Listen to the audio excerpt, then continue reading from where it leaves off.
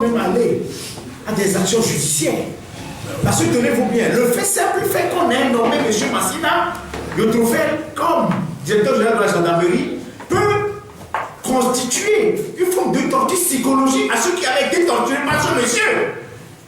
Et la torture, c'est une violation. Mais il y a monsieur Soli, il y a plusieurs personnes qui sont actuellement en prison. Il y a certains qui ont été élargis. Mais on peut faire des actions, même sur le plan national qu'international.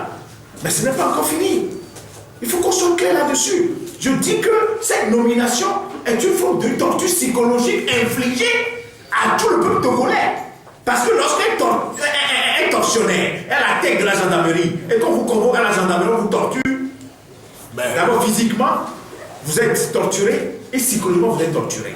Sans même que vous ne vous rendiez à la gendarmerie, vous êtes déjà torturé psychologiquement. Donc on peut même mener des actions judiciaires. Il faut que ça soit clair. Ça ne s'arrête pas seulement à des manifestations de rue. Est-ce que vous croyez que si vous, journalistes, demain on vous convoque à la gendarmerie, est-ce que vous n'avez pas peur derrière? Non, dites-nous, sans qu'on nous dise pourquoi vous êtes convoqué, on vous convoque à la gendarmerie, est-ce que vous n'avez pas peur derrière? Oui, il y a danger.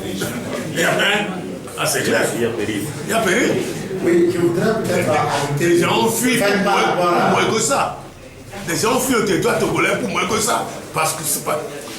Bien que ce ne soit pas ceux-là qui étaient à la tête de la gendarmerie. Les gens fuient.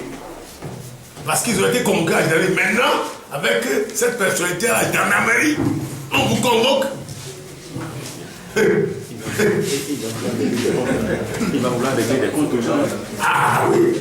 C'est pour cela que vous-même, vous êtes en danger.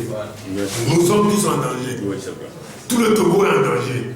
C'est pour ça qu'il faut se lever comme un seul homme pour lutter contre cela. Voilà. Une dernière réaction. Oui, une réaction ici. Et puis, je crois que je voudrais peut-être ajouter ceci. Vous savez, nous avons aujourd'hui l'évolution du droit pénal international. Je vais vous donner un exemple.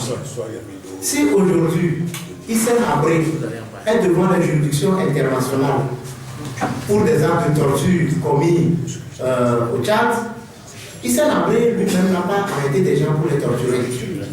Mais Hissène Habré, à un moment donné, il avait sous sa garde un service qu'on appelle la direction de la documentation.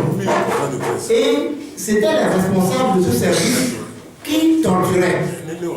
Et en ce moment, Hissène Habré était le président de la République du Tchad. Il avait la possibilité, lui seul, il avait la possibilité d'arrêter ce qui se passait, c'est-à-dire de mettre fin aux actes de torture. Ne l'ayant pas fait, et puisqu'il avait la possibilité de le faire, il est poursuivi aujourd'hui pour complicité d'actes de torture dans son pays. Et il comparaît devant les juridictions sénégalaises. C'est la même chose pour le chef de l'État, Fort et Sozéna Yacine. Parce que aujourd'hui, à l'époque, même aujourd'hui, je crois que quand nous lisons le décret de l'ANR est sous l'autorité directe du chef de l'État. Il sait que la personne qu'il a nommée aujourd'hui à la tête de la gendarmerie, le colonel Massina, était à la tête de cette agence. Et à un moment donné, la CNDH a sorti un rapport indexant l'actuel directeur de la gendarmerie d'avoir commis les actes de torture. Ce n'est pas normal, ce n'est pas logique de le nommer à la tête d'une institution qui est chargée de la sécurité. Ce n'est pas normal. Parce que l'article 2, que le professeur venait de vous citer, fait obligation à tout État parti à la Convention de 1984 de prendre toutes les mesures législatives, judiciaires et administratives pour empêcher que des actes de torture soient commis. Et à partir de ce moment, l'une des mesures administratives que le chef de l'État peut prendre pour empêcher la commission des actes de torture, c'est de démettre un tortionnaire de ses fonctions.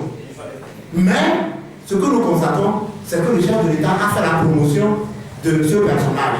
Et nous croyons que juridiquement, sur le plan international comme sur le plan interne, le chef de l'État, s'il ne fait rien pour arrêter et que désormais on constate que des actes de torture sont commis à la gendarmerie sous la couleur, la coupole du même personnage, le chef de l'État togolais peut être poursuivi pour des actes de torture, pour complicité d'actes de torture.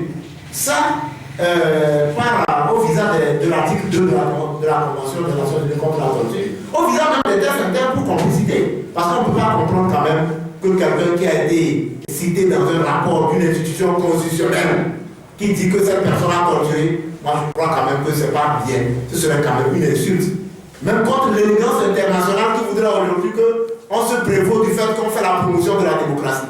Mais on constate quand même que c'est de la promotion de la torture. C'est pas normal. Et je crois quand même que c'est ternir l'image du pays que de poser de tels actes.